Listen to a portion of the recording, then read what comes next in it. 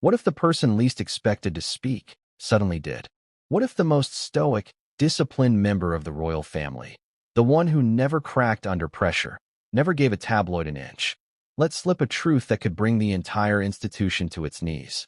And what if that truth wasn't just a rumor? What if it confirmed every dark suspicion we've all whispered for years? Because that's exactly what happened. Princess Anne, the Princess Royal, the steely equestrian who's ridden through decades of scandal without ever flinching. The woman known as the Queen's secret weapon. The one royal you'd never expect to break rank, finally did. But she didn't scream it from the rooftops.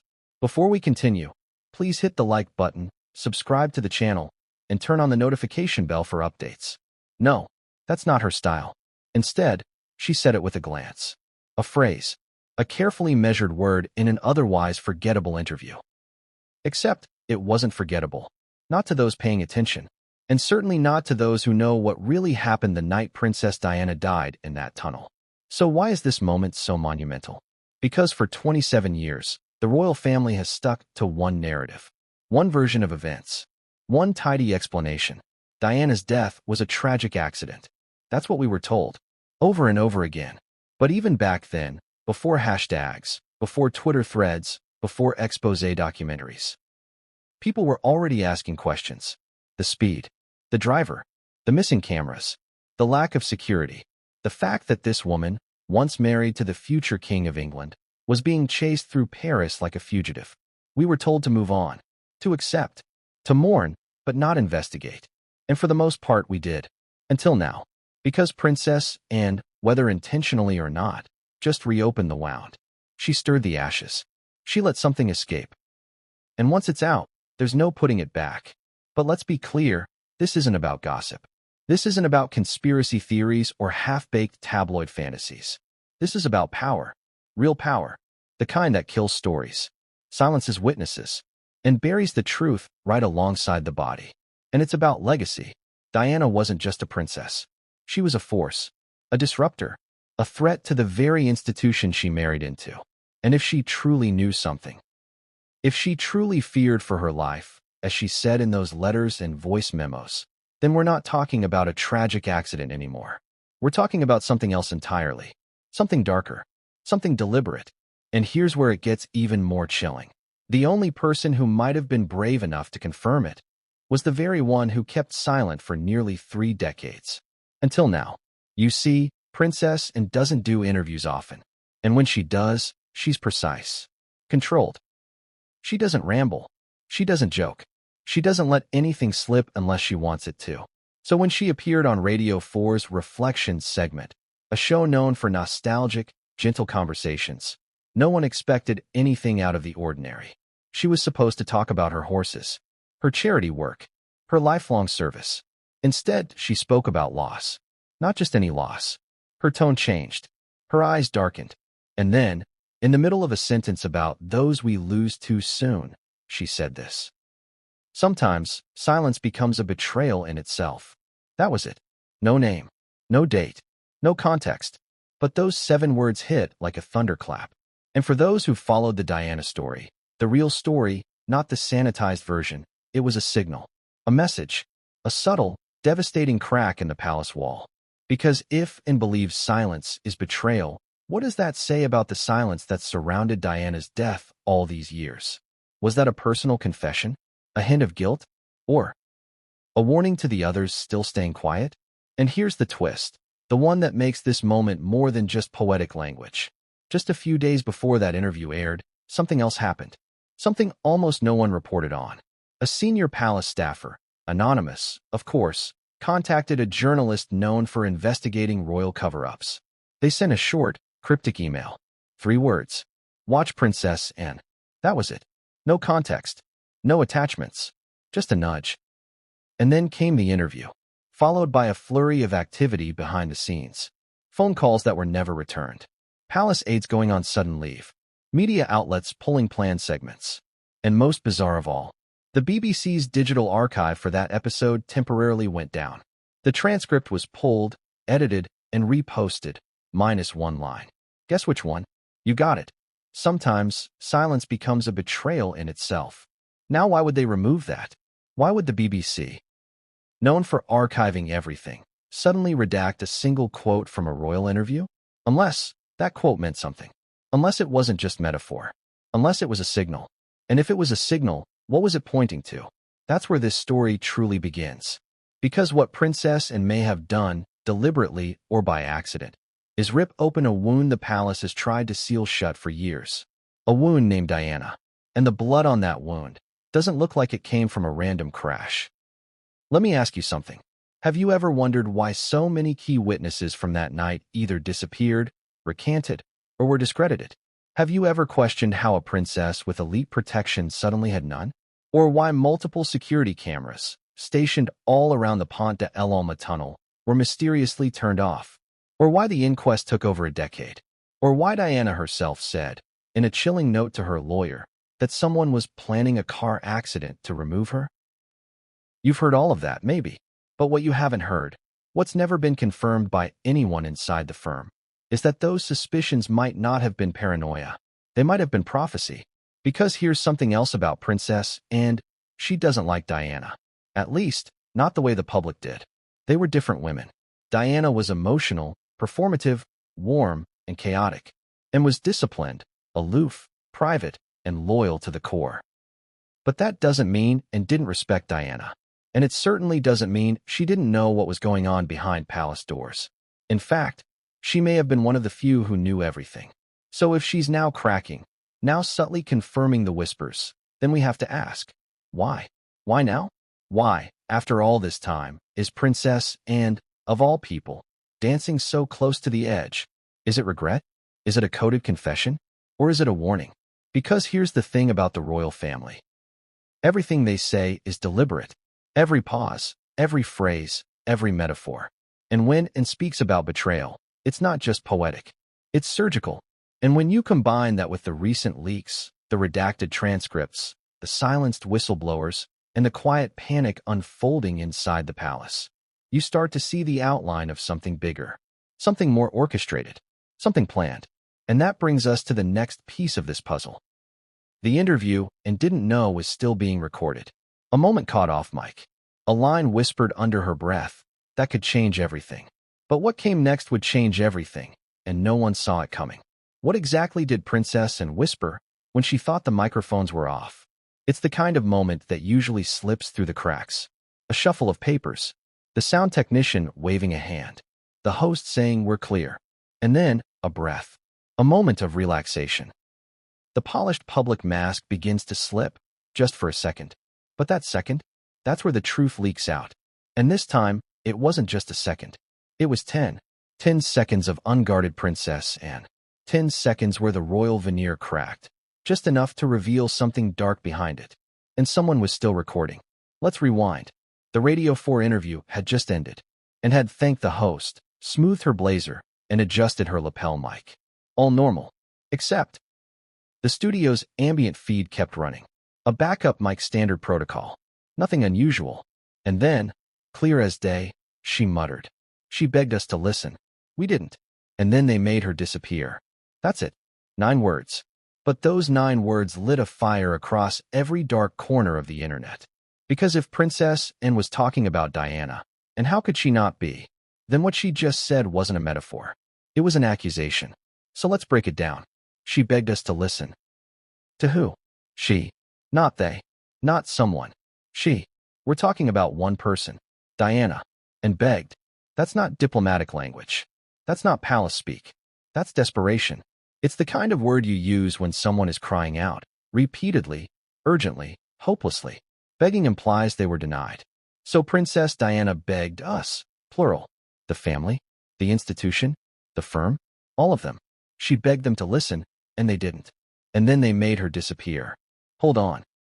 Made her disappear? That's not how you describe a car crash. That's not how you describe an accident. That's how you describe a cover-up. A hit. A removal. A decision. And they? Who is they? And didn't say she died. She didn't say, and then she passed. She didn't say we lost her. She said, they made her disappear. Let that sink in. Because either Princess Anne is speaking figuratively, or she just confirmed every single suspicion that's been circulating since 1997. So how did this clip surface? Not through official channels. Not through the BBC. It leaked. A junior sound engineer, freelance, underpaid, invisible, was the one who heard it first. He flagged it, thought it might be important, shared it with a producer. The producer dismissed it immediately, and always mutters, he reportedly said. It's nothing. Except the sound engineer didn't believe that. And against every NDA, every warning, every fear of retribution, he saved the raw file. And weeks later, when the redacted transcript of the interview was quietly posted online, missing key quotes, he knew something was wrong. So he leaked it to a small podcast that covers royal inconsistencies, a show with only a few thousand subscribers. But that's all it took. The clip spread like wildfire. Reddit, Twitter, Telegram, YouTube Shorts. Everyone was suddenly asking the same question. Was this the moment Princess and finally broke? And more importantly, did she just accuse the institution she's devoted her life to? Because make no mistake, and isn't Harry. She's not the rebel. She's not the tell-all type. She doesn't do Netflix interviews in Montecito Gardens. She's military. Protocol. Iron spine. No drama.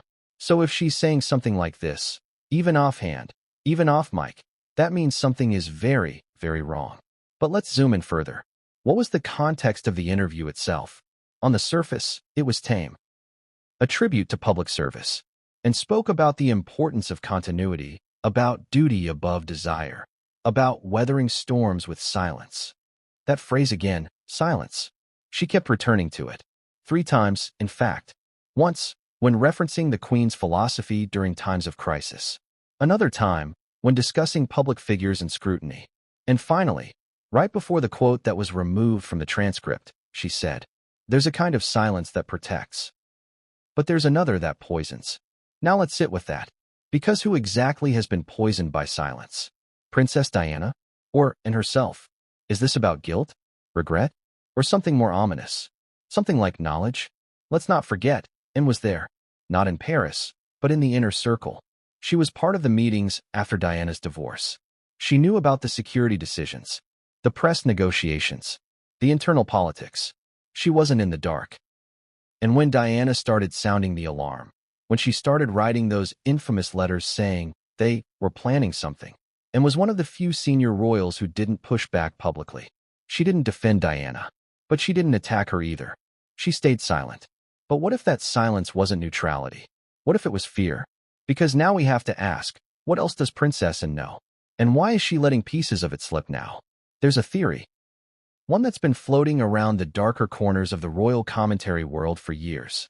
That Princess Anne has always been the institutional loyalist, but not because she agrees with everything. Because she fears what happens if the institution falls. In this theory, Anne isn't just silent because she's obedient. She's silent because she's scared. Scared of what unraveling the truth might do. To the monarchy, to the country, to history. But maybe that fear is breaking. Maybe guilt is heavier than loyalty. Maybe age softens the armor. Or maybe, just maybe, Princess Anne is tired of pretending. Because here's another twist. Just 2 weeks before the interview aired, Anne was seen leaving Clarence House in tears. Eyewitnesses described her as shaken, red-eyed, visibly distressed. No official reason was given. No event scheduled. Just an unscheduled meeting with Charles, and then, uncharacteristic emotion. Could they have fought?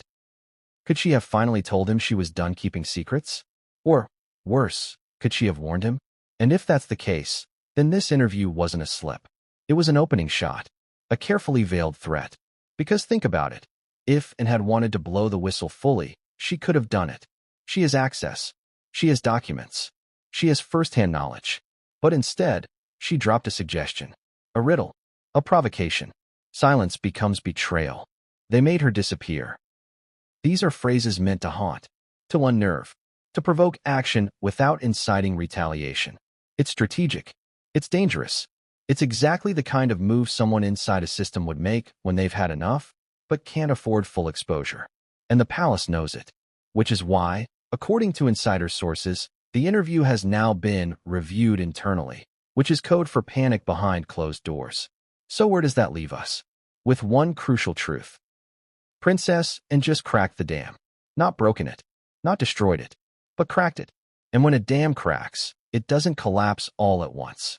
It seeps, it groans, it threatens, until one day, with no warning, it bursts. And everything it's held back comes rushing through. The question is, who else heard the whispers? Because as it turns out, and may not have been the only one that day with something to say, a former royal protection officer was waiting in the green room. He never got to speak, but what he said to the producer before walking out changed everything.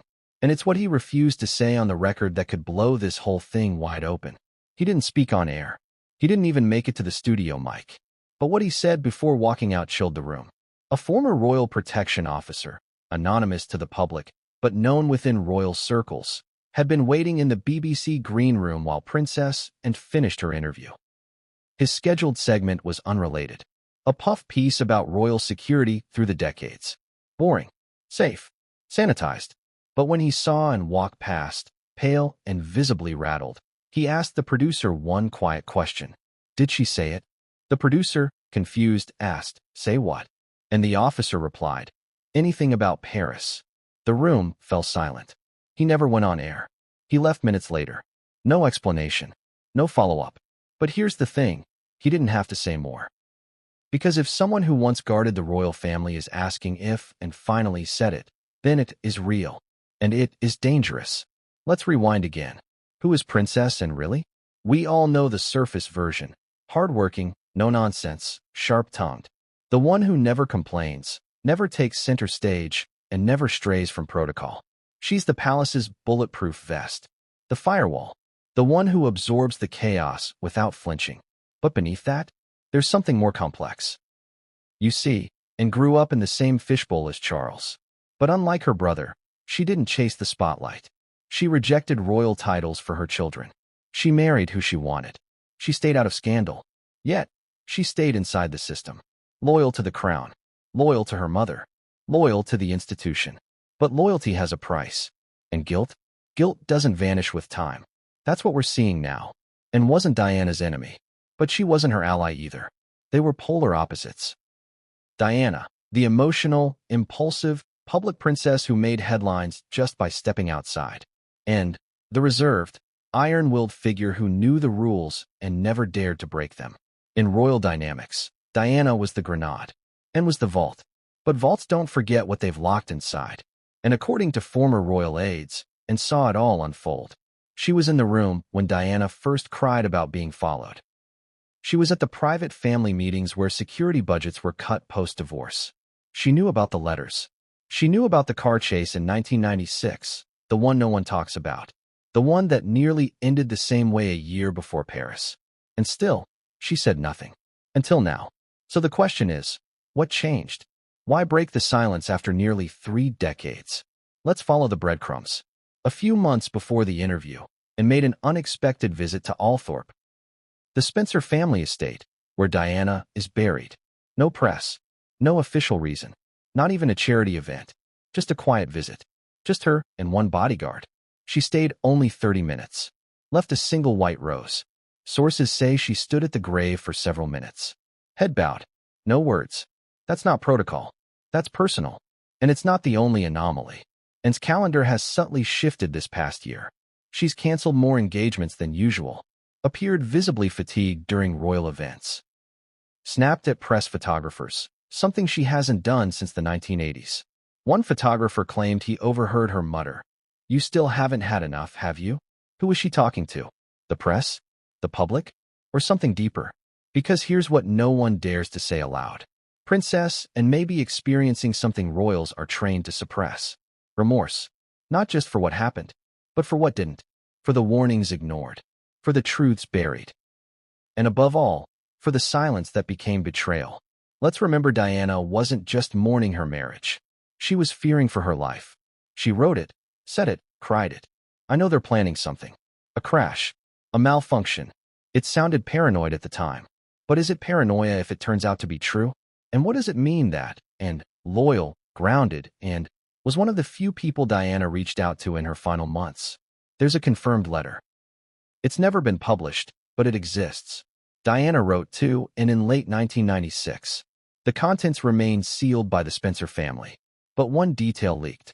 The closing line read, "I hope, when this all ends, You remember what silence did to me. How do you live with a letter like that? How do you live knowing you could have answered it, but didn't?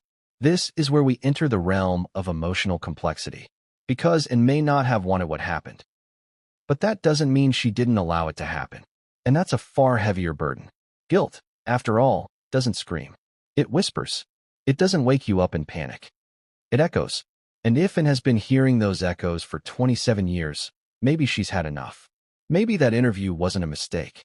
Maybe it was an exhale after years of suffocating. But here's where things twist even further. After the interview aired, and after the leaked off-mic clip went viral, someone inside the palace made a phone call. Not to the press, not to the BBC, to the Home Office. A quiet inquiry, an unofficial request. What would the legal ramifications be? If a senior royal admitted to knowing about an illegal act that happened decades ago, not committed the act, just knew about it, let that sink in. Because this wasn't about damage control. This was about liability, exposure, legal precedent. And it means one thing. Someone believes and knows something that could explode everything. So what now? We're left with a woman torn between two oaths. One to the crown, one to her own conscience. And the more she speaks, even in riddles, even in whispers, the more the cracks deepen. Because here's the irony of loyalty. It only works when silence feels honorable. Once silence becomes betrayal, the spell breaks. And when it breaks, even the most disciplined royal might do the unthinkable. Speak. But if and does speak again, this time clearly, this time publicly, it won't just be her reputation on the line. It'll be history. And the next move? It won't come from her. It'll come from the one person she never expected to confront her. The man who's been silent since that interview aired. Her brother, the king. Because Charles has just summoned into Balmoral.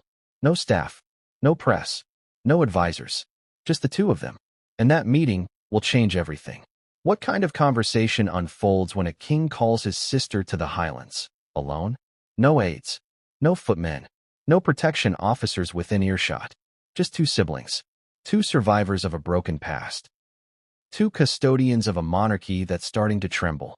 It wasn't on the official calendar. There were no photographers. No carriages. No bagpipes. No royal fanfare. Just a dark Range Rover pulling up to Balmoral's back entrance and princess, and slipping inside without a word. But what happened inside? That's the question. What did King Charles say to his sister? Was it an order? A warning? Or a plea? We may never know the full exchange. But what we do know, what leaked 2 days later, suggests that the meeting didn't go as planned. Because following that mysterious royal summit, a former palace housekeeper came forward. Her identity was blurred. Her voice digitally altered. But her story? It was crystal clear. She had worked at Gackham Park, Princess Anne's private estate, during the late 90s. She claimed she was asked to dispose of a small bundle of personal papers found in Anne's private study. But one document caught her eye before it met the fireplace. Not because it was typed, not because it was formal, but because it was written in the kind of rushed, jagged script that only fear can produce. And in the bottom corner, slightly smudged from moisture, was a name. Diana. What was written in that letter? According to the housekeeper, it was short, fragmented, like someone had scribbled it in a panic. There were phrases like, "They won't stop. Please tell someone, anyone. I fear this isn't a warning. It's a countdown. And, if you get this, I'm sorry I never said it to your face. Protect the boys." Just reading those words out loud, the housekeeper said, made her feel sick. And yet, she burned it. Why? Fear. She had seen what happened to people who got too close to royal secrets. Whispers of jobs lost, cars tampered with, phone lines tapped. So she threw it into the fire, just like she'd been told. But the guilt? It never left her. Until now. And why now? Because after hearing Anne's Radio 4 interview and the off-mic confession, she realized something. Princess Anne had read that note. She'd kept it. She'd held on to it for years. And then she'd tried to destroy it. Not when Diana died. Not during the funeral. But years later. When public interest had quieted. When no one was looking. That's when Anne had burned the one thing that might have proven Diana's fears were real. So what happened? Why keep it all those years, only to destroy it later? Unless Anne knew the truth was too dangerous to survive. But here's where it gets darker. The letter wasn't the only thing found that day. According to the housekeeper, Anne's study contained something else. A diary, not Diana's, Anne's, and wedged inside its pages, tucked between scribbled appointments and horse race notes, was an entry marked simply, August 26th, D. That's 5 days before Diana's death. And under that date was this entry. She called again, voice shaking. Same story. They're going to crash me. It's madness. But what if she's right? Can't tell, see. He won't hear it. Mum says stay out of it. But how long can we ignore it? What if she ends up right and we said nothing? What will history write of us then? Now imagine sitting with that thought for 27 years. Imagine replaying that voicemail, reading that note, staring at that page over and over, knowing the outcome, knowing that the crash did happen, that she was right, and that you did say nothing. That kind of weight doesn't go away. It curdles. It festers. It stains your soul. So maybe, just maybe, Anne wasn't trying to hide the truth by burning that diary page. Maybe she was trying to burn the guilt. But paper doesn't burn memory, and ashes don't erase conscience. Here's the other twist. The housekeeper wasn't the only one who saw the diary before it was destroyed. A former security consultant, employed by the palace during the early 2000s, confirmed that at least one page from Anne's journal was scanned and archived digitally during a routine security sweep. Why would they be scanning private diaries? Because after Diana's death, royal security protocol changed. Suddenly, anything that could be leaked, especially by disgruntled staff, was subject to vetting. That included private notes, private entries, even handwritten letters. So somewhere, deep in a locked server, perhaps buried beneath decades of classified royal memos, there may still be a scanned copy of Anne's journal page. The one where she admits Diana warned her. The one where she implies the Queen told her to stay silent. And the one where she wonders what history will remember. But let's not get ahead of ourselves. Let's go back to that secret meeting at Balmoral. Why did Charles summon Anne now? Why not when the clip leaked? Why not after the funeral, or the inquest, or the 25th anniversary? Why now? Because something's changed. A pressure is building. Too many people are starting to speak. First Anne, then the housekeeper, then whispers from staff who worked in the Paris embassy in 1997. And most importantly, the press is beginning to ask real questions again. Not gossip, not fluff, but serious, pointed, dangerous questions. Questions like, where's the original note Diana gave her lawyer? Why was the Mercedes S280 used that night stored in a secure lot for nearly a decade, then quietly destroyed? Why did Anne's diary entry vanish from her estate's personal archives in 2011? And most of all, what did the Queen know? Because if Anne knew, there's no way Her Majesty didn't. And if Anne's own journal says the Queen told her to stay out of it, that means the family wasn't just aware of Diana's fear. They made a conscious decision to ignore it, to silence it, to wait it out. And that's the chilling heart of this entire story. Not that someone acted, but that too many people didn't. That when Diana cried out, the walls didn't close in to protect her. They closed in to isolate her. And one by one, those who heard her screams turned their backs and said nothing. Even Anne. Especially Anne. Until now. Now, the past is roaring back. In interviews. In diary entries. In the silence that has finally started to crack. But here's the final twist. That burned diary page? It wasn't fully destroyed. The housekeeper confessed that when she tossed it into the fire, one corner blew free.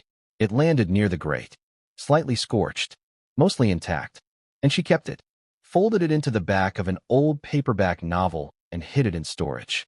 And when she came forward after Anne's interview, she brought it with her. What's on that fragment? Just 6 words. Faded, fragile, but unmistakable. We all knew. We said nothing. And that changes everything. Because now, this isn't just about whispers and theories and off-mic confessions. Now, we have evidence. Partial, scorched, but real. The kind of thing that forces institutions to squirm, to reframe, to panic. And the palace is already doing just that. A statement was released hours after the housekeeper's claims went public.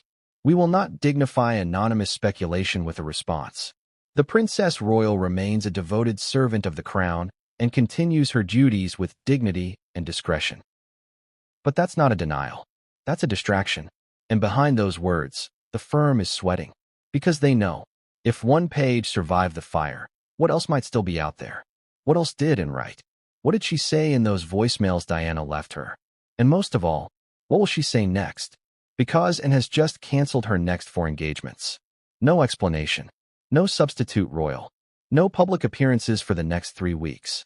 What is she planning? Where is she going?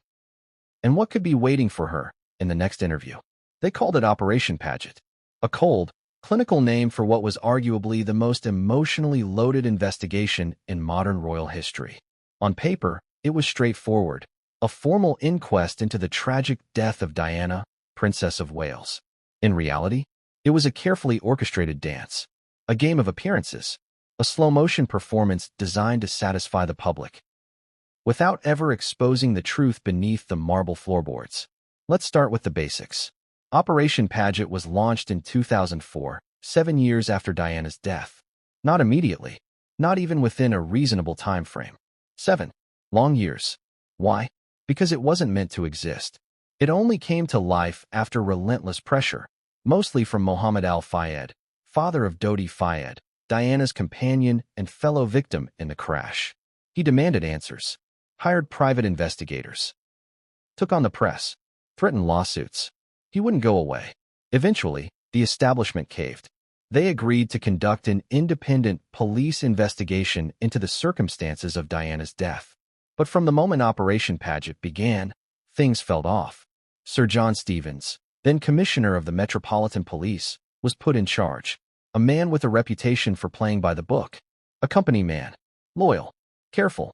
And under his leadership, Operation Paget produced an enormous report. 832 pages long. Interviews with 300-plus witnesses. Analysis of over 1,500 documents. On the surface, it looked exhaustive. But scratch the surface, and something darker emerges. Because while the report addressed some of the public's burning questions, it sidestepped the most critical ones. It focused on the symptoms, never the disease. Let's examine a few examples. 1. The CCTV blackout. The Pont de l'Alma tunnel in Paris, where the crash occurred, was lined with traffic cameras. France is notorious for its surveillance, especially in high-risk areas. Yet somehow, on the very night a princess and the son of a billionaire were fleeing paparazzi, not a single usable CCTV recording captured the crash. Operation Paget chalked it up to technical issues and non-functional equipment. No follow-up, no accountability, just unfortunate coincidence. You buying that? 2. Henri Paul's blood test. Henri Paul, the driver of the car, was portrayed as the villain. The drunk behind the wheel. The man responsible for it all. Operation Paget leaned heavily on blood toxicology reports indicating high levels of alcohol in his system. But here's the contradiction. CCTV footage from the Ritz just moments before showed Henri Paul walking, standing, and interacting with staff, perfectly coherent. Multiple witnesses described him as sober. And the strangest twist? The blood sample allegedly contained elevated carbon monoxide levels, high enough to render a man unconscious or dead. So how did he drive? How did he walk? How was he laughing with bodyguards minutes before the crash? The Paget report mentions these inconsistencies, but offers no answers. Just vague suggestions. Nothing to see here. 3. Diana's letter, the one that should have shaken everything. In October 1995, Diana wrote a chilling note to her butler, Paul Burrell. It said, "This particular phase in my life is the most dangerous. My husband is planning an accident in my car, brake failure and serious head injury, in order to make the path clear for him to marry Tiggy." This letter wasn't hearsay. It was handwritten, signed, kept in a secure location. Operation Paget included the letter, but dismissed it. They claimed it was a reflection of Diana's emotional instability. They labeled it paranoia. But remember, she wrote that nearly 2 years before the crash. And the method she described? Brake failure. Head injury. Car accident. Sound familiar? Still, they waved it away. Too uncomfortable. Too close to the bone. So they moved on. 4. The white Fiat Uno. Witnesses reported seeing a small white Fiat Uno speeding away from the tunnel moments after the crash. Scrape marks on the Mercedes matched a collision with a white vehicle. Paint residue confirmed it. But the car? Never found. The driver? Never identified. Operation Paget acknowledged the existence of the Fiat, noted the forensic evidence, even traced a few leads. But ultimately, they declared it irrelevant. No further questions. No deeper investigation. Just another dead end. And perhaps most infamously, 5. The role of British intelligence. The name MI6 appeared multiple times in public speculation. Former spies, including Richard Tomlinson, alleged that Diana's death mirrored documented MI6 tactics used abroad. Operation Paget interviewed intelligence officials. They denied everything. No further comment. Report concluded. No evidence of British intelligence involvement. But here's what they didn't include. Tomlinson claimed to have seen documents detailing plans to assassinate foreign political figures using staged car crashes, specifically in tunnels. And yet, no deep dive into those documents. No cross-examination. No audit. Just a statement and a shrug. But let's be real. Even if you're not a conspiracy theorist, you have to admit, when one red flag appears, you raise an eyebrow. When 5 do, and everyone gets explained away with coincidence or technical issue, you start asking different questions. Like, was Operation Paget designed to reveal the truth or bury it under a mountain of paperwork? Because that's what 832 pages can do. They can overwhelm, confuse, distract. They can appear transparent, while masking the very truth they were commissioned to uncover. And that's exactly what seems to have happened. Don't take my word for it. Even members of Parliament raised eyebrows. Labour MP Norman Baker publicly criticized the report, stating, Operation Paget was never truly independent. It was run by the establishment, for the establishment. And Mohammed Al-Fayed? He called it a whitewash. A charade. He claimed the real investigation was shut down before it ever began. But the most damning moment came years later. In 2008, during the official inquest, the jury returned a verdict of unlawful killing. Not accidental death. Not driver error. Unlawful killing, caused by the gross negligence of Henri Paul and the paparazzi. That verdict directly contradicted Operation Paget's conclusions. And yet, nothing changed. No charges. No new leads. No admissions. Just silence. A convenient silence. But as we've learned, silence eventually fractures. And cracks are beginning to form. Because in the wake of Princess Anne's veiled admissions, people are revisiting Operation Paget with fresh eyes. And guess what? Some of the original investigators have started talking. One, who asked to remain anonymous, told a foreign correspondent, "We were told which leads to pursue and which ones to drop." They used phrases like institutional sensitivity and national interest. Another stated, "There were witnesses we weren't allowed to re-interview. Lines of questioning we had to abandon. It was like walking a minefield, and the royal family was the protected zone." So what does this mean? It means that the investigation into Diana's death may never have been about what happened. It may have been about containing what happened, controlling the narrative, smoothing the edges, giving the public just enough truth to stop them from looking deeper. But now, they're looking again. Because Anne's off-mic confession didn't just reignite curiosity. It reignited suspicion.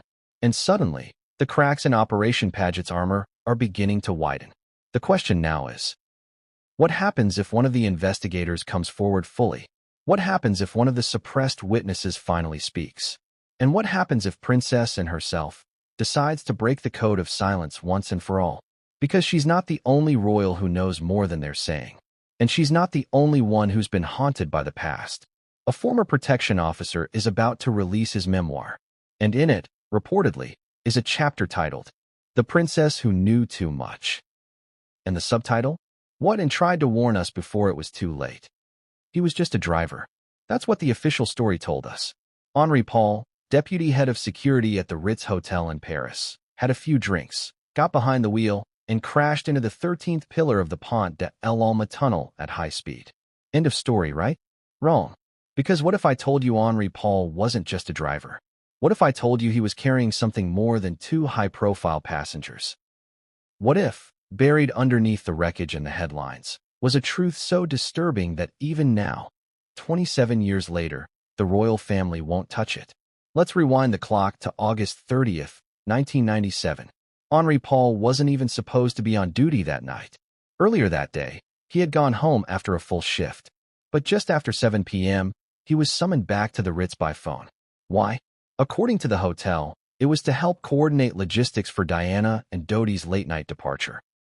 But why the urgency? Why was a senior security officer, not a chauffeur, suddenly asked to personally drive two of the most targeted public figures in the world.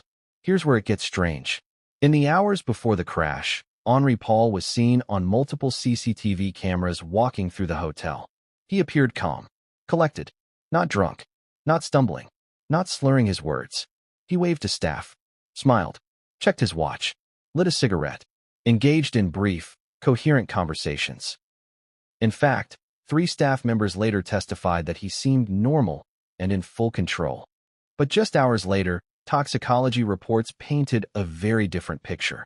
They claimed Henri Paul had a blood alcohol level of 1.75 grams per liter, over 3 times the legal limit in France. So, which version was true? Was he sober and professional, or intoxicated and reckless? Let's dig deeper.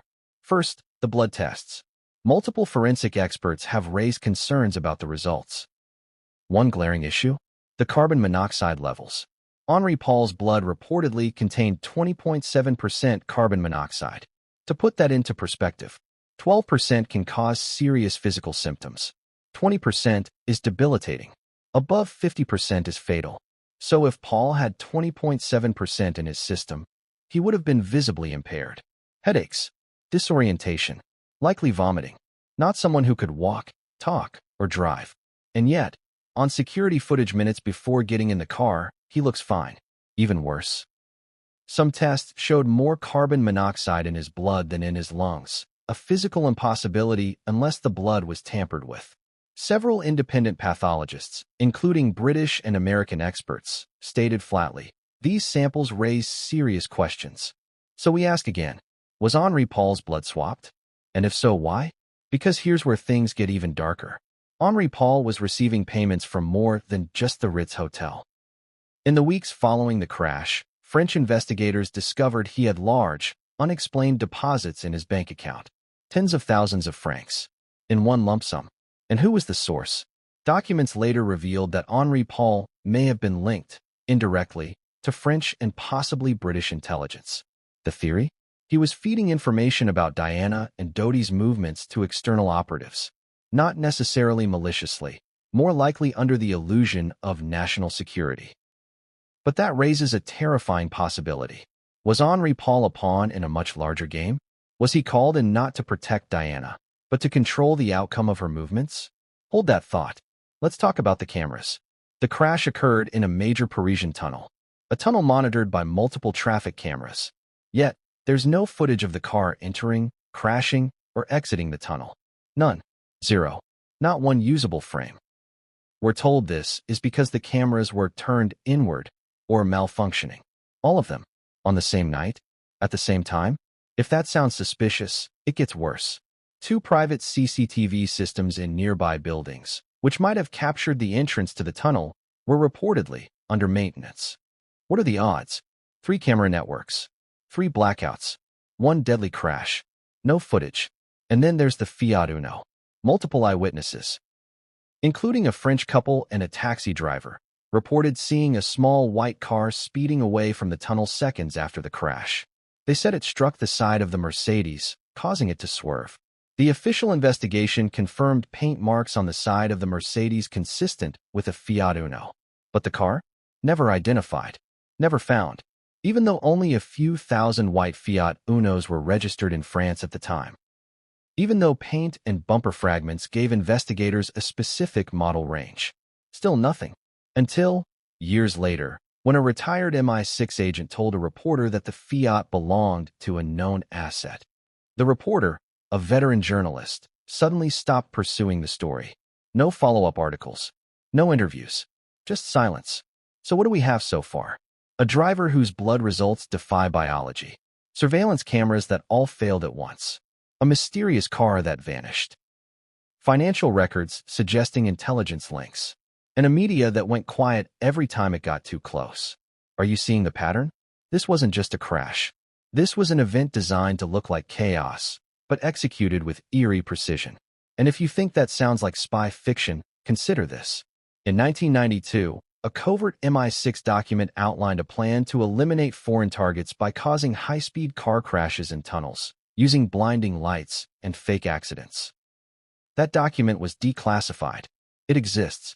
and it described a method almost identical to what happened in Paris. The tunnel, the speed, the distraction, the failure of safety equipment, almost like someone had read the playbook. So now we return to the shadow, because every theory, every leak, every half-buried clue points to a single dark shape moving just behind the curtain. A presence, not a name, not a person, a machine, a system. Call it intelligence, call it statecraft, call it national interest. But whatever it is, it operates where light doesn't reach. And that night in Paris, it was awake. Henri Paul, he was the front man.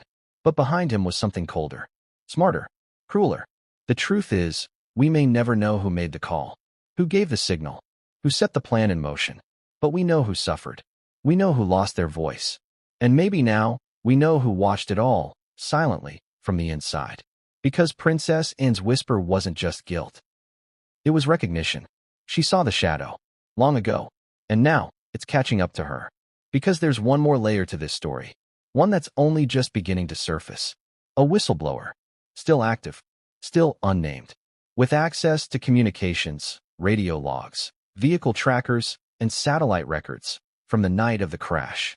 And according to encrypted messages shared with a foreign journalist, this source is preparing to speak. They claim to have GPS data showing the exact location of multiple security and intelligence vehicles stationed near the Pont de l'Alma that night. And the shocking part? One of those vehicles was registered to a British consulate. That's right, British personnel. In Paris, at the tunnel, before the crash. Never disclosed, never questioned, never mentioned in any official investigation. Why were they there? What were they doing? And more importantly, who sent them? The source is calling this leak the final dispatch, and they say it will expose everything. But can they get it out before the machine stops them? That's the real question. Because as history has shown us, people who know too much don't always get to speak twice.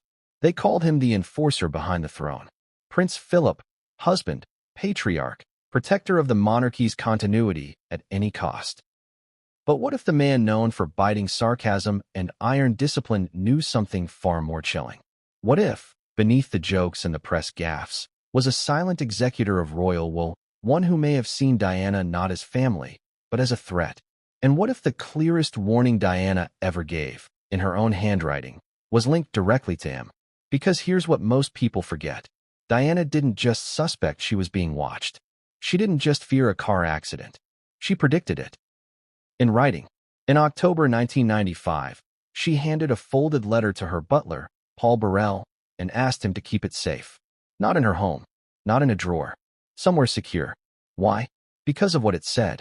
That letter, handwritten in Diana's unmistakable loopy script, read, "This phase of my life is the most dangerous.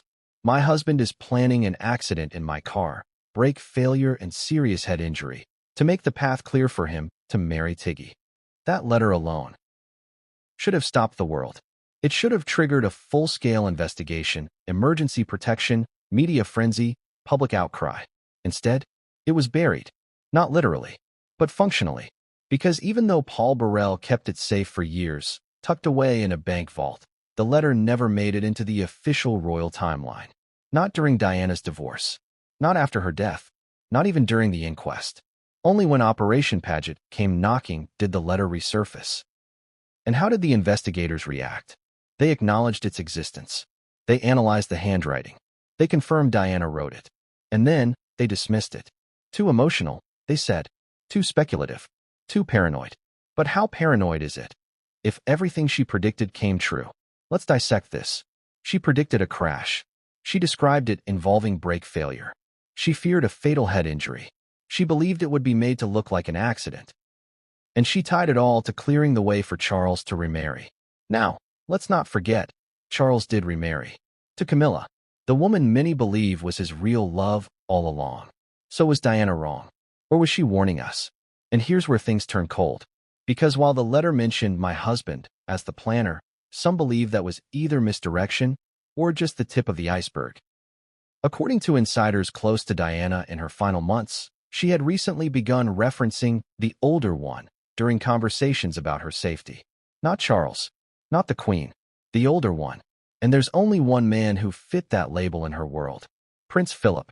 Now, is there proof he was involved? No. But let's examine the circumstantial trail. First, the correspondence.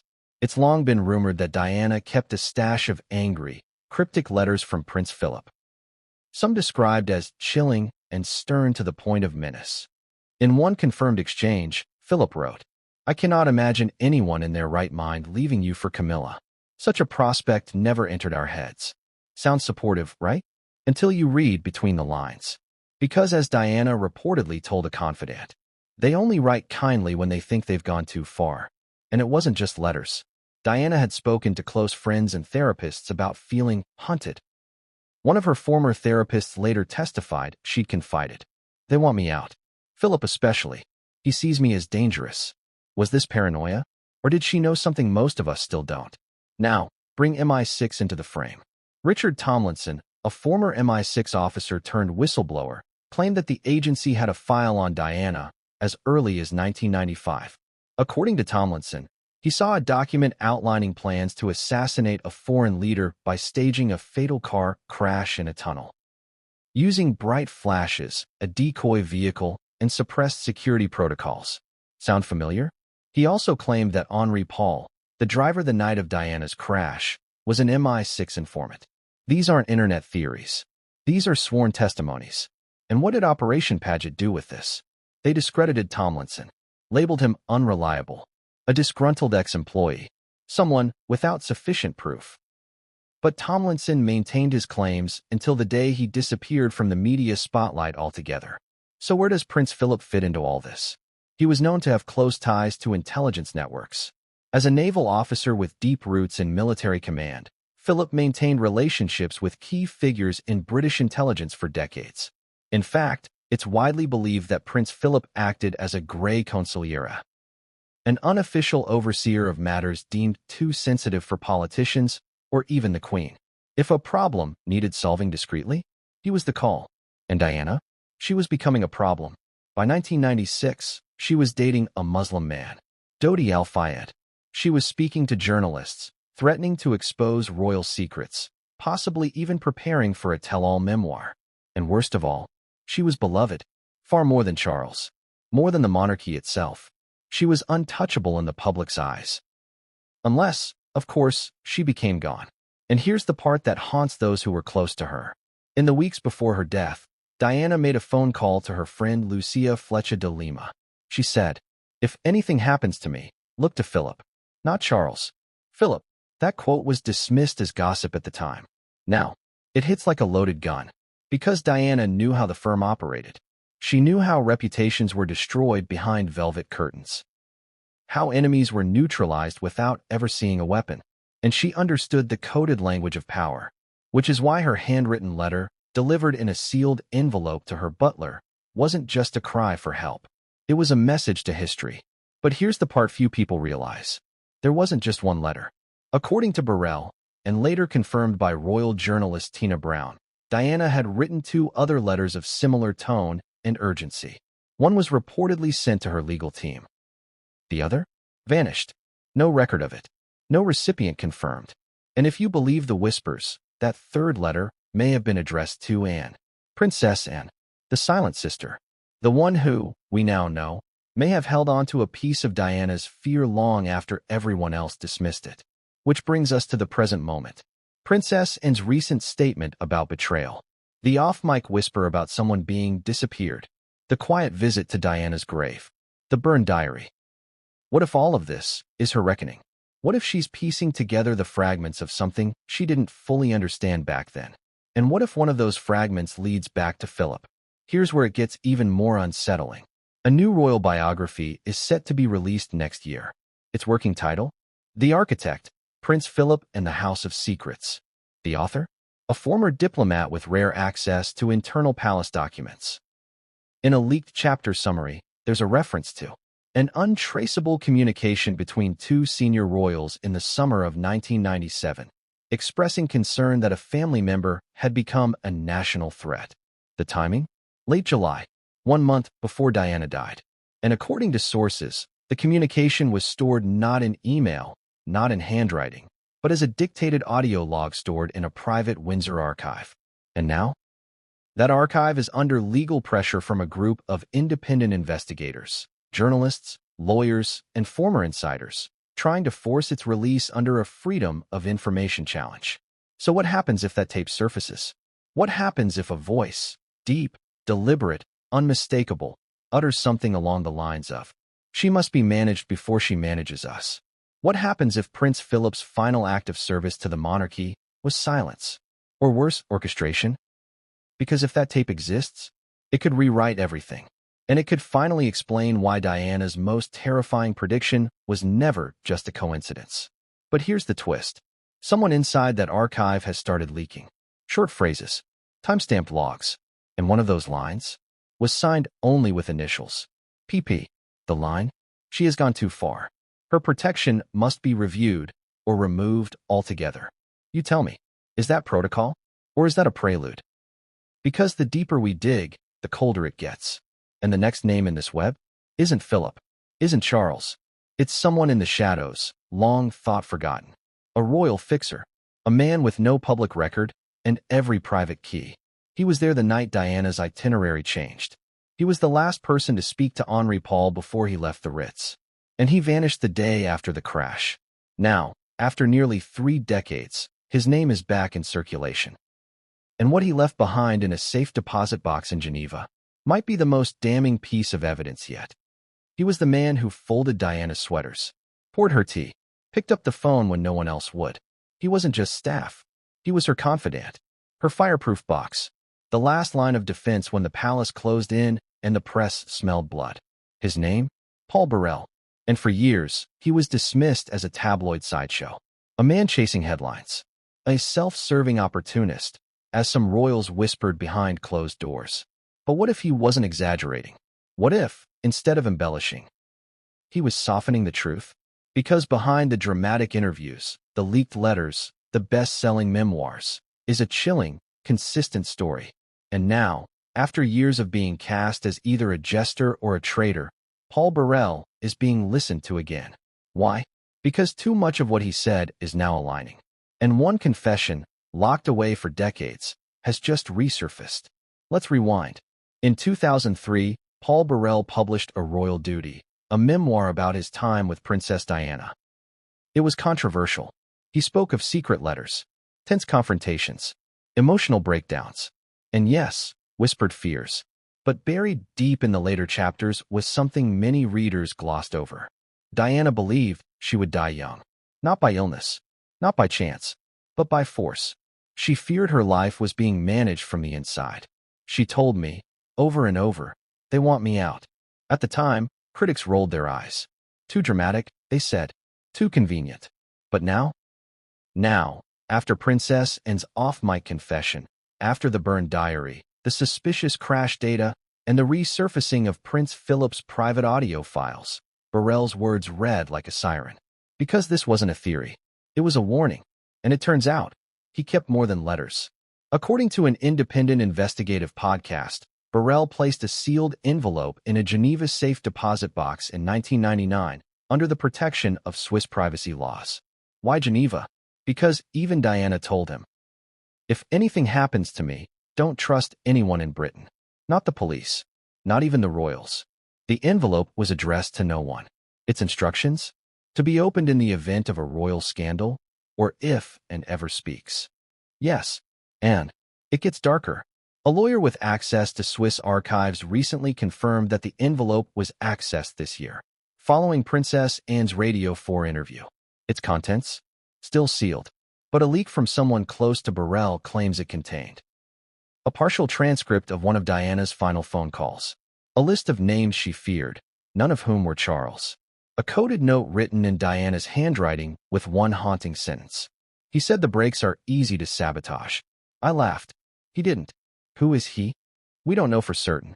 But according to Burrell, Diana had recently been spending time with a former SAS contact, someone she'd met through a charity for disabled veterans. This man, who went by the alias Michael, had reportedly warned her that her vehicle was being observed and that her routine was too predictable. Now, connect this to Burrell's handwritten notes from 1997, recently published by The Guardian's investigative division. In one scribbled line, he wrote, "She fears the tunnel, specifically the Pont de El Alma." She said it in passing, as if remembering a bad dream. That line has haunted him for years. Because the Pont de El Alma wasn't just a tunnel. It was the tunnel, the very place where she died. Burrell didn't stop there. He also claimed, in a yet-to-air documentary currently blocked by Royal Legal Counsel, that Diana had told him she was preparing a video diary. Not a letter, not a memoir, a direct-to-camera message. She had begun recording herself, according to Burrell, late at night, once the boys were asleep, speaking directly to future generations. She called it "My Truth If I'm Not Here." Burrell says he saw part of it. But the tapes? Gone. Confiscated from Kensington Palace days after her death by men in suits, claiming to be from royal archives. No IDs. No paperwork. Just silence. Another erased record. Another voice lost to history. But not all of it. Because Burrell also claims he has audio cassettes. Ones Diana recorded for him personally, hidden under a false bottom in a box of holiday decorations. And one of those tapes contains Diana saying, "I think in suspects. She won't say anything. Not yet. But I see it in her eyes. She's the only one who hasn't lied to my face." Now pause. Think about the weight of that statement. Diana, days before her death, believed Princess and knew something. Not everything, but something. And that she wasn't complicit, just silent. And now, 27 years later, and has finally spoken. Not directly, not loudly, but enough. Enough to trigger the clause in Burrell's instructions, if and ever speaks. Which brings us to now. Because just